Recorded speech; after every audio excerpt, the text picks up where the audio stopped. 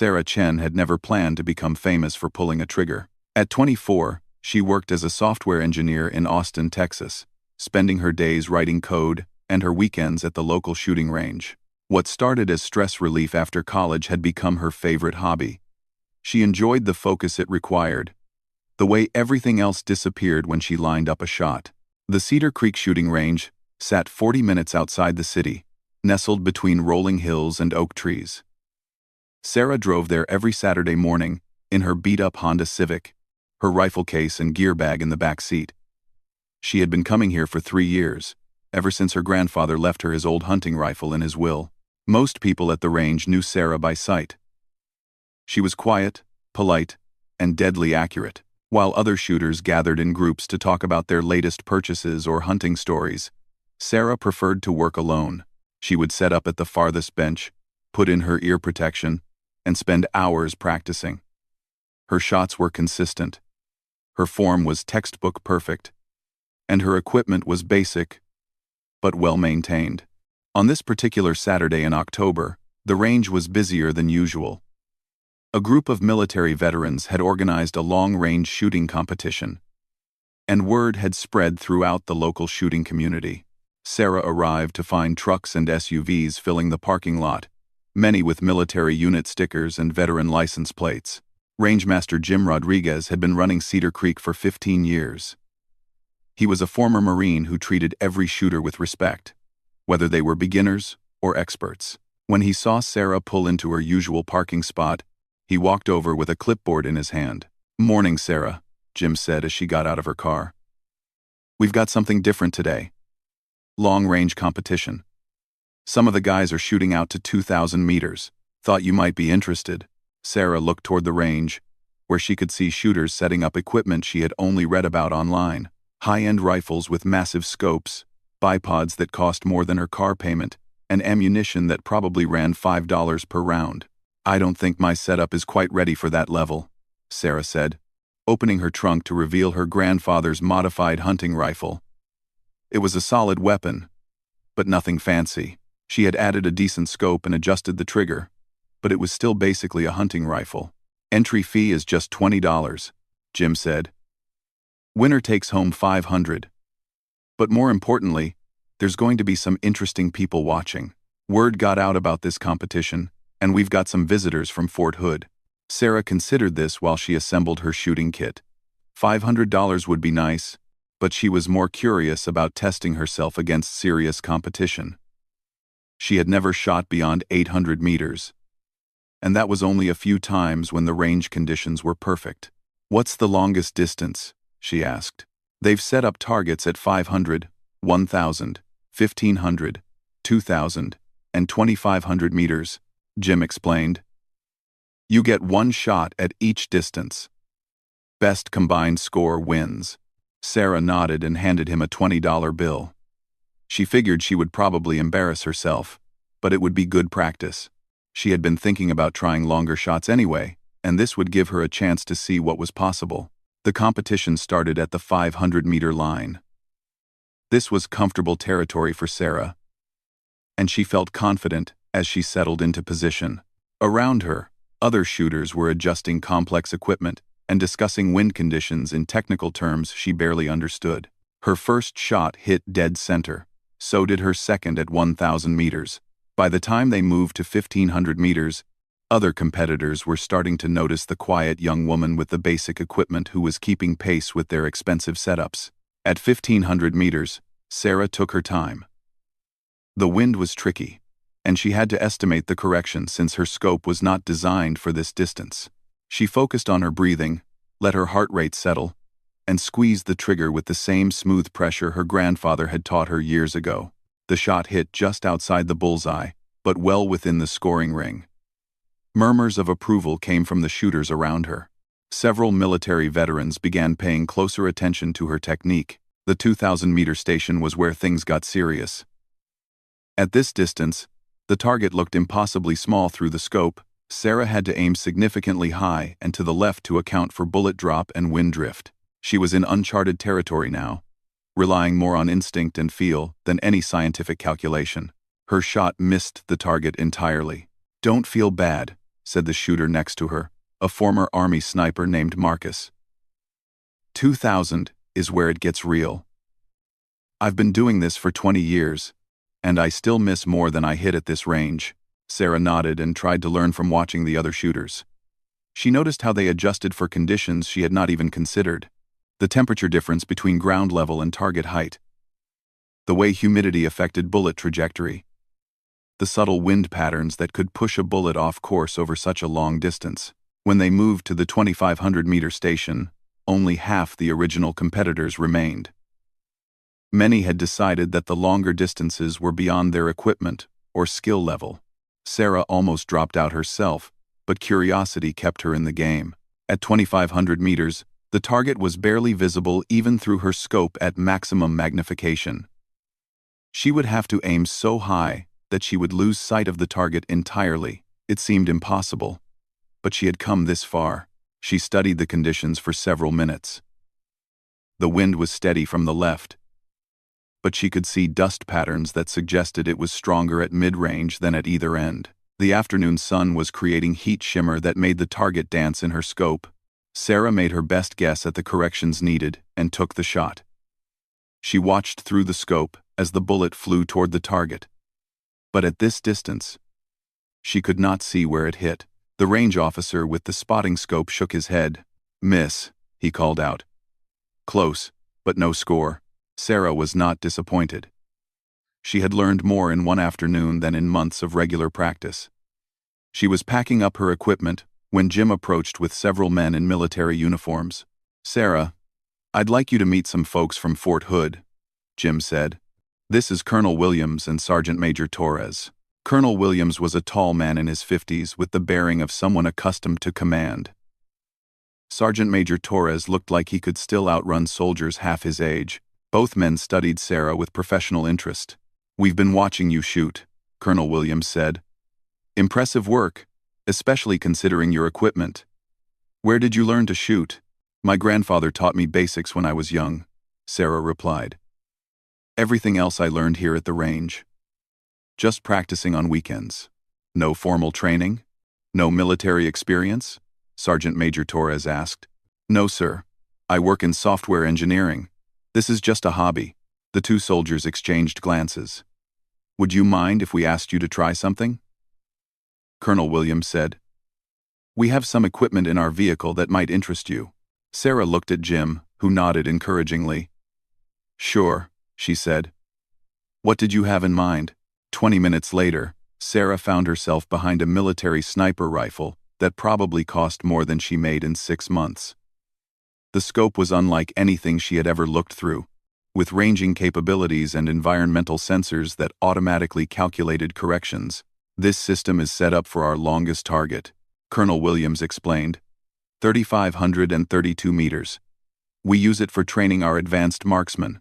Most of our best snipers need multiple attempts to hit it, even with this equipment." Sarah settled behind the rifle and looked through the scope. The target was so far away it looked like a speck of dust.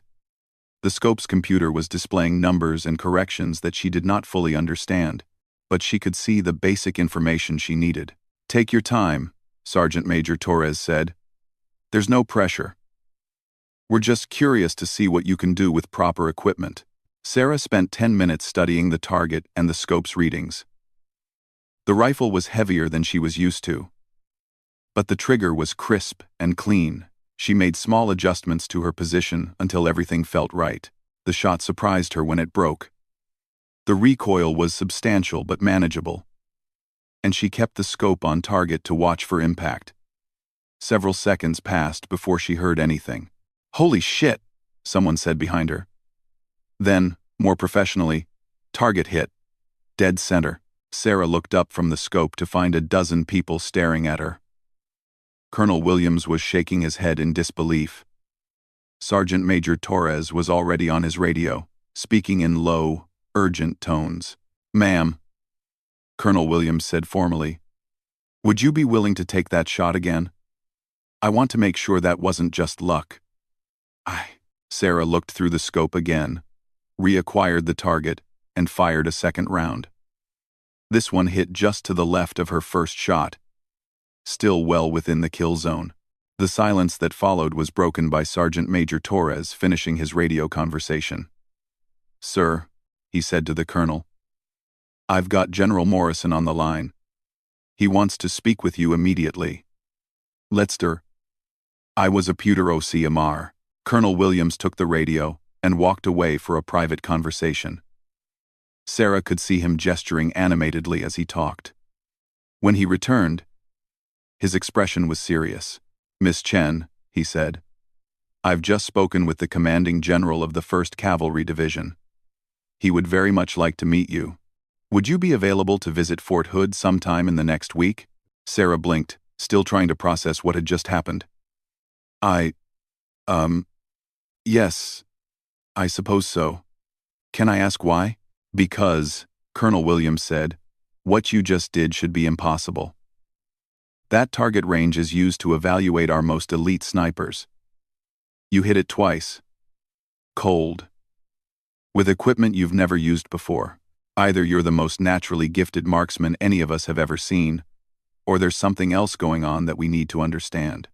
As Sarah drove home that evening, she kept replaying the afternoon in her mind. She had gone to the range for a normal Saturday practice session and somehow ended up with an appointment to meet a general. The whole thing felt surreal. She did not realize that her casual demonstration had already set several significant events in motion. At Fort Hood, urgent phone calls were being made to the Pentagon. Her name was being entered into military databases for the first time, and in a secure conference room, senior officers were discussing whether a software engineer from Austin might be exactly what they needed for a mission that had been considered impossible. The next few days passed normally. Sarah went to work, wrote code, attended meetings, and tried to put the shooting incident out of her mind. But she found herself researching long-range shooting techniques online, reading about ballistics calculations and environmental factors she had never considered before. On Wednesday, Colonel Williams called her cell phone. "Miss Chen, this is Colonel Williams from Fort Hood. Are you still available to visit us this week? General Morrison would prefer to meet with you tomorrow if possible." "Tomorrow is Thursday," Sarah said. "I would need to take time off work." "We understand this is short notice," the colonel said, "but the general considers this a matter of some urgency. We can arrange transportation if needed." Sarah agreed to drive down Thursday morning. She told her boss she had a family emergency and would need the day off. It was not exactly true, but she could not think of how to explain the real situation. Fort Hood was massive, much larger than she had expected. The main gate checkpoint seemed to take forever, as guards verified her identification and called ahead to confirm her appointment. Finally, she was given a temporary pass and directions to the division headquarters. General Morrison's office reflected 30 years of military service. The walls were covered with unit photos, commendations, and maps of various deployments around the world. The general himself was younger than Sarah had expected, probably in his early 50s, with intelligent eyes and the kind of handshake that suggested he was accustomed to making important decisions quickly. "Miss Chen, thank you for coming," he said, as they settled into chairs around a small conference table. "I've heard some remarkable things about your shooting demonstration. Colonel Williams and Sergeant Major Torres speak very highly of your abilities." Thank you, sir," Sarah replied, still not entirely sure why she was there. "Let me be direct," General Morrison continued. "We have a situation that requires a very specific set of skills, someone with exceptional marksmanship ability, but also someone who doesn't fit the profile our enemies might expect, someone who appears to be an ordinary civilian." Sarah felt a chill run down her spine. "General, I'm not sure what you're suggesting, but I'm not military. I'm a software engineer who shoots as a hobby."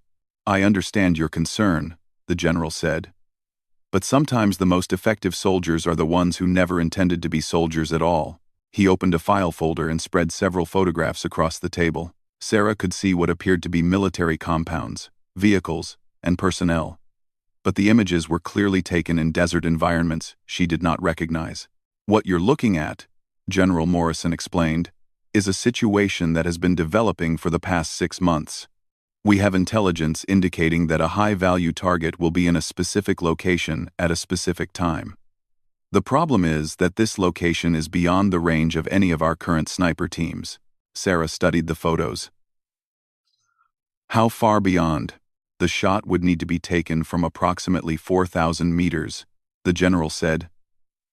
That's well beyond what we consider possible for a combat situation, even with our best equipment and most experienced marksmen. 4,000 meters, Sarah repeated. Sir, that's over 2 miles. I've never even attempted anything close to that distance. But you did hit a target at 3,500 meters, Sergeant Major Torres pointed out. Twice. That's only 500 meters shorter than what we need. General Morrison leaned forward. Miss Chen, what I'm about to tell you is classified. We've been tracking a terrorist leader who has been responsible for attacks that killed American soldiers and civilians. He operates from a compound in a location where traditional military operations are not feasible. Sarah looked at the photographs again, beginning to understand the implications. You want me to take this shot?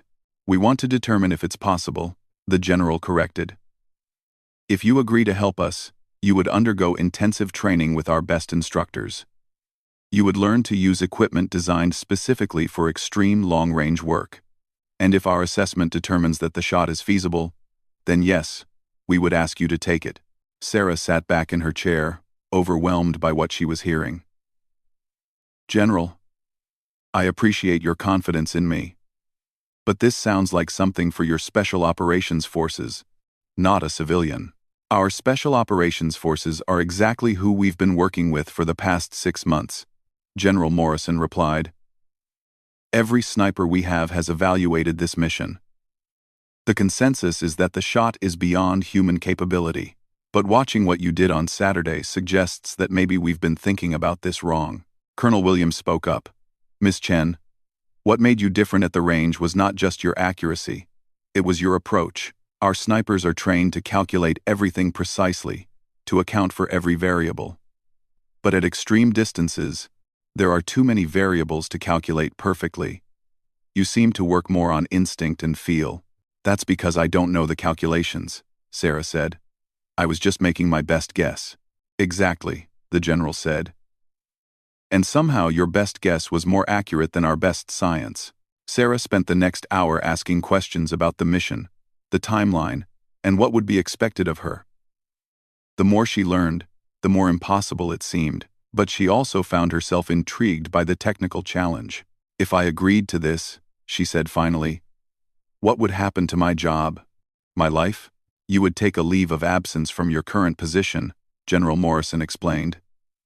We would arrange appropriate compensation and ensure that your employer understands this is a matter of national security. The training period would be approximately 2 months. If the mission proceeds, it would add another 2 to 3 weeks. Sarah thought about her quiet life in Austin, her weekend trips to the range, her predictable routine of work and hobbies. None of it had prepared her for a conversation like this. I need time to think about this, she said. Of course, the general replied. But I do need an answer by Monday. The timeline for this operation is not flexible. As Sarah drove back to Austin that afternoon, her mind was spinning with everything she had heard.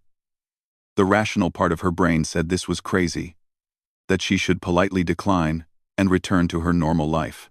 But another part of her was excited by the challenge, by the possibility of using her skills for something that mattered. She spent the weekend researching everything she could find about long-range shooting, military sniper operations, and the technical aspects of extreme-distance marksmanship.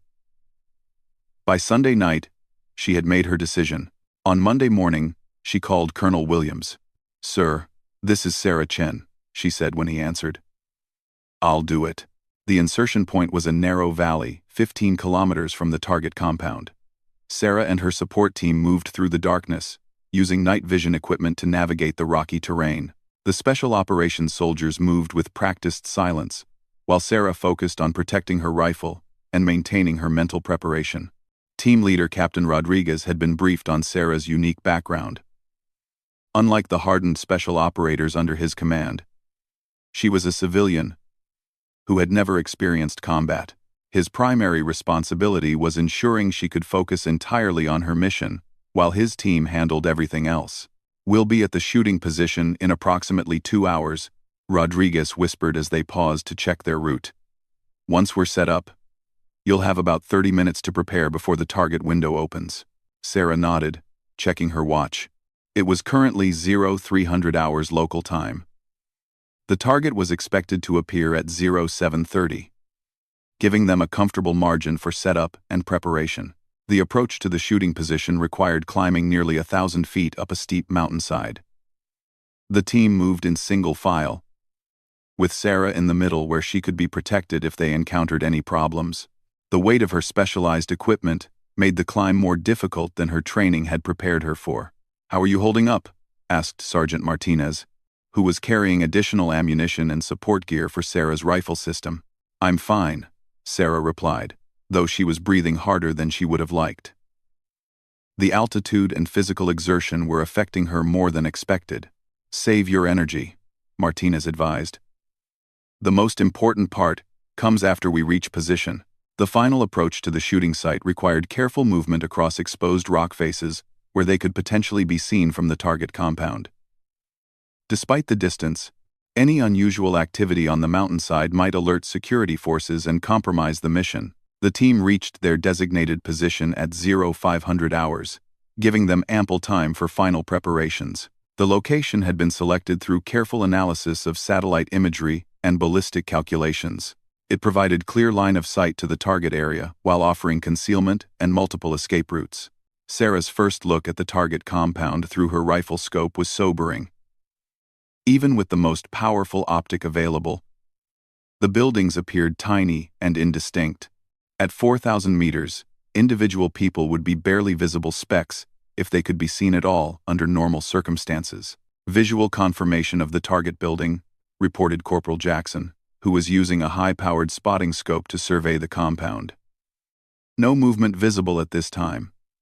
But that's consistent with the intelligence pattern." Sarah began setting up her rifle system with methodical precision. Every component had to be positioned exactly right for the shot to be successful. The bipod legs were adjusted for perfect stability on the rocky surface. The rifle was aligned with magnetic north to account for Earth's rotation effects over the bullet's extended flight time. Environmental readings, called Sergeant Martinez, who was monitoring atmospheric conditions with sensitive instruments. Temperature 22 degrees Celsius and stable, humidity 47%, barometric pressure 30.25 inches, and rising slowly. Sarah input these readings into her ballistic computer, which calculated the basic firing solution for the shot. But she knew from her training that the computer could only provide a starting point. The actual shot would require adjustments based on real-time observation of conditions along the bullet's flight path. "Wind readings at our position show steady 5 knots from 270 degrees, Martinez continued. "But you'll need to read conditions at the target end." Sarah studied the target area through her scope, looking for visual indicators of wind speed and direction. Dust patterns around the compound suggested slightly different conditions than what they were experiencing at the shooting position. A flag on one of the buildings indicated variable wind direction that would require careful timing. Captain Rodriguez monitored radio communications from the surveillance team that had been watching the compound for the past week. "Overwatch reports normal activity pattern. Target expected to appear on schedule." Sarah checked her watch. 0645. She had 45 minutes to finalize her preparations and wait for the target to appear. The waiting was the hardest part, giving her mind time to consider everything that could go wrong. "Talk me through your shot plan," Rodriguez requested, wanting to ensure Sarah was mentally ready for the critical moment. "Target is expected to appear at the northwest corner of the main building," Sarah explained while maintaining her scope picture. "Based on the surveillance pattern, he'll be visible for approximately 90 seconds while he inspects the defensive position. I'll take the shot during the first 30 seconds when his position is most predictable." "Backup plans? If environmental conditions aren't optimal during the first window, I'll wait for his return trip, which typically happens 8 to 10 minutes later. If both opportunities are missed, we abort and extract." Rodriguez nodded approvingly. Sarah's training had prepared her to think tactically, not just technically. At 0700 hours, Sarah began her final shooting preparations. She controlled her breathing and allowed her heart rate to settle to the minimum level possible while maintaining alertness. Her body position was adjusted until the rifle rested naturally on target with minimal muscular effort required to maintain aim. 15 minutes to target window, Rodriguez announced quietly. Sarah made final adjustments to her scope settings and checked her environmental readings one last time. Wind patterns at the target area had stabilized into a predictable pattern. Temperature conditions were optimal for ballistic performance. All systems showed green. Movement in the compound, reported Jackson from his spotting position. Personnel beginning morning activities consistent with normal pattern. Sarah could see tiny figures moving through the compound, too small and distant to identify as individuals. She focused on the specific location where the target was expected to appear, rehearsing the sight picture and trigger press in her mind. 5 minutes to target window, Rodriguez called. Sarah's breathing became deeper and more controlled. Her entire world narrowed to the view through her rifle scope and the sensation of the trigger under her finger. Everything else, the mission, the team around her, the political implications, faded into background. 2 minutes. Sarah could feel her heart rate slow to barely detectable levels. Her hands were perfectly steady despite the cool morning air. The rifle had become an extension of her body. Every component aligned with precision that had taken months to develop. Target area, 30 seconds, Jackson announced. Through her scope, Sarah saw movement at the northwest corner of the main building. A figure emerged and began moving in the predicted pattern. At 4,000 meters, positive identification was impossible through the rifle scope alone. Positive identification, Jackson called after studying the figure through his more powerful spotting scope. Target confirmed. Green light for engagement. Sarah centered her crosshairs on the figure and began her final breathing cycle. Everything Davidson had taught her about extreme long-range shooting came together in this moment. Wind reading, atmospheric analysis, ballistic calculation, and intuitive adjustment, all integrated into a single, perfect sight picture. The target moved into the optimal position within the predicted window. Wind conditions were steady and favorable. Temperature and humidity were exactly as calculated. Sarah's rifle was perfectly steady, her mental state completely calm. She pressed the trigger with smooth, consistent pressure until the shot broke naturally. Recoil was minimal and perfectly straight back, indicating clean bullet departure. Sarah maintained her scope picture and began counting the seconds until bullet arrival. At this distance, the flight time would be approximately 6 seconds. Time of flight, she whispered, maintaining visual contact with the target through her scope. The figure continued his inspection routine, unaware that a bullet was already in flight toward his position. Sarah watched through her scope as seconds ticked by with agonizing slowness. Impact, Jackson called suddenly. Through her scope, Sarah saw the target figure collapse instantly. The shot had been perfectly placed, exactly as intended. After 6 months of planning and 2 months of intensive training, the mission had succeeded in a single moment of technical perfection. Target down, Rodriguez confirmed into his radio. Initiate extraction protocol. The compound erupted in activity as security forces reacted to the attack. But the source of the shot was impossible to determine from 4,000 meters away. By the time anyone could organize a response, Sarah's team would be long gone from the area. Outstanding work, Rodriguez said, as they quickly packed up the shooting position. Now we need to move fast before they figure out what happened. Sarah disassembled her rifle system with the same methodical precision she had used to set it up. Every component was secured for the movement to the extraction point. Despite the successful completion of her mission, she felt strangely detached from what had just occurred. The extraction movement was much faster than their approach march. Without the need for stealth, the team moved quickly across the mountainside toward their helicopter pickup point. Sarah found herself struggling to keep up with the pace set by the special operations soldiers. "How do you feel?" Martinez asked, as they paused briefly to rest. Sarah considered the question. She had just killed another human being from an impossible distance, using skills she had only recently developed. The technical achievement was significant, but the human cost was something she was only beginning to process.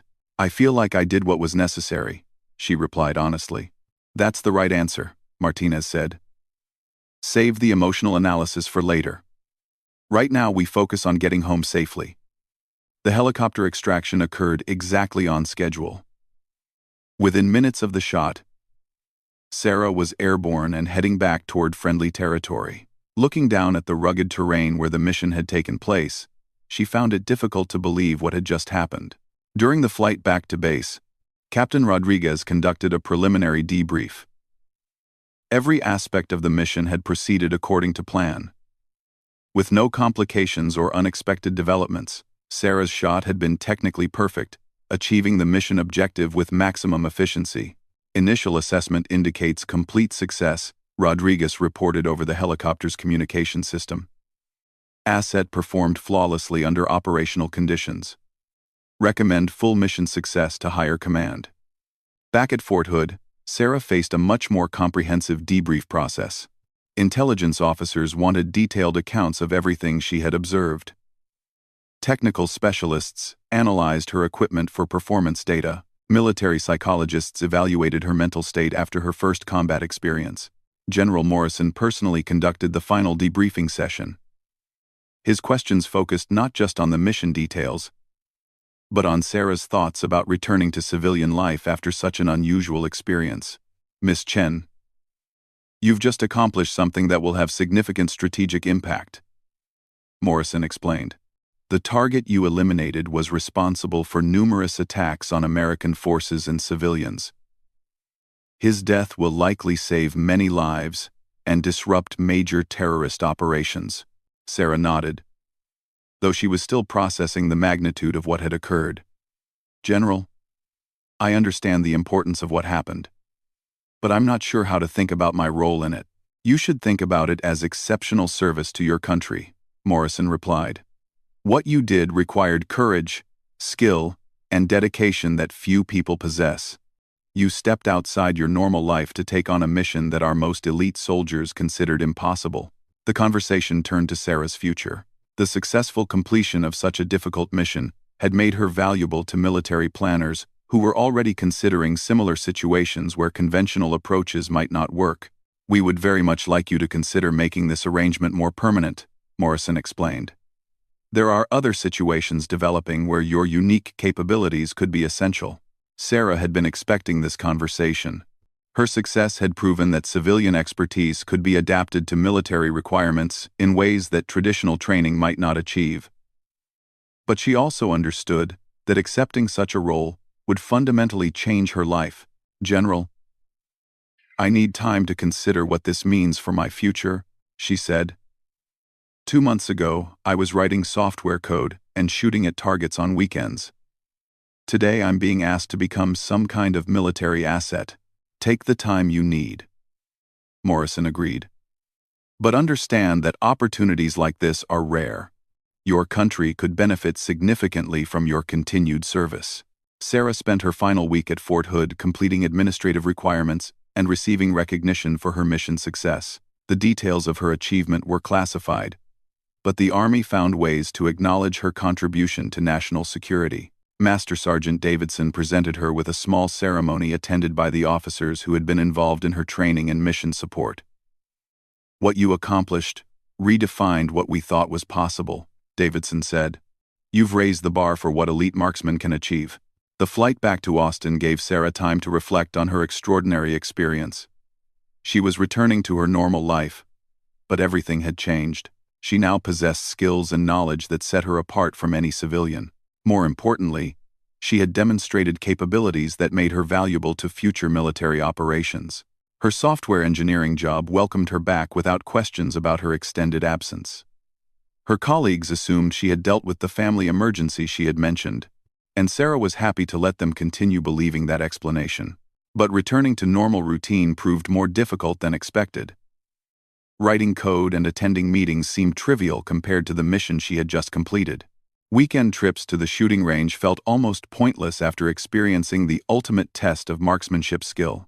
3 weeks after her return, Colonel Williams called her cell phone. Miss Chen, this is Colonel Williams. I hope you're settling back into civilian life successfully. Hello, Colonel. Yes, I'm adjusting well, Sarah replied, though that was not entirely true. I'm calling to let you know that your mission had significant impact beyond the immediate objective.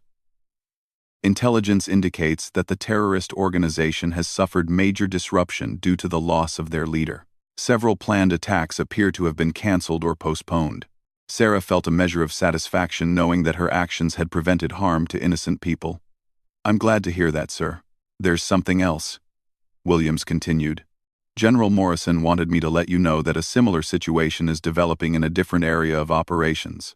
We would very much like your assistance if you're willing to consider it." Sarah looked around her apartment, at the normal civilian life she had tried to resume.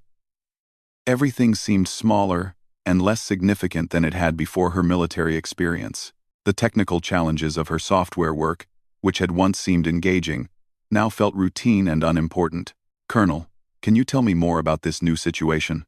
"Not over an unsecured phone line," Williams replied. "But I can tell you that it would involve similar requirements to your previous mission, possibly at even longer range." Sarah considered this. The mission at Fort Hood had proven she could adapt her civilian skills to military requirements. It had also shown her capabilities she had never known she possessed. Most importantly, it had given her a sense of purpose that her normal life seemed to lack. "Sir, when would you need an answer?" "We're hoping to begin planning within the next month," Williams said. "So, sometime in the next 2 weeks would be helpful."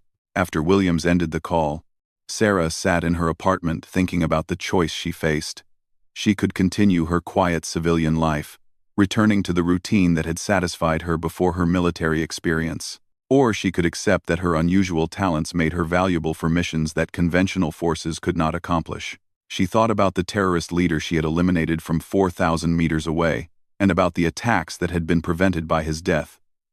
She considered the technical challenge of even longer shots, and the satisfaction of pushing the boundaries of what was considered possible.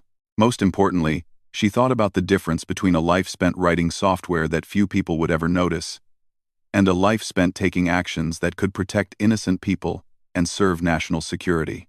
2 weeks later, Sarah called Colonel Williams with her answer. "Sir, this is Sarah Chen. I've made my decision about the new mission." Sarah Chen. Sarah Chen. "I've made my decision about the new mission. We're hoping for good news, Miss Chen." "Colonel, when do I report for duty?" General Morrison had been right about the strategic importance of Sarah's unique capabilities. Within 6 months, she would be involved in missions that redefined what the military considered possible for special operations. Her background as a civilian marksman would prove to be exactly what was needed for situations where conventional approaches failed.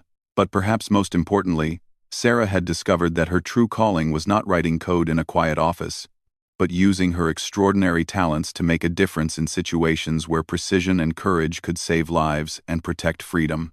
The weekend shooter from Austin had become something no one had expected. A strategic asset whose civilian background made her more effective than traditional soldiers for the most challenging missions the military faced. Years later, when military historians wrote about the evolution of special operations in the 21st century, they would note how the most significant breakthroughs came not from career soldiers, but from civilians whose unique talents had been recognized and adapted for national defense. Sarah Chen's transformation from software engineer to elite military marksman would become a case study in how modern conflicts required new approaches and unconventional solutions. Her story proved that sometimes the most effective warriors were those who had never intended to become warriors at all. The casual marksman who had impressed a general with a single shot had become something much more important, proof that in an age of complex challenges, the most valuable assets were often found in the most unexpected places.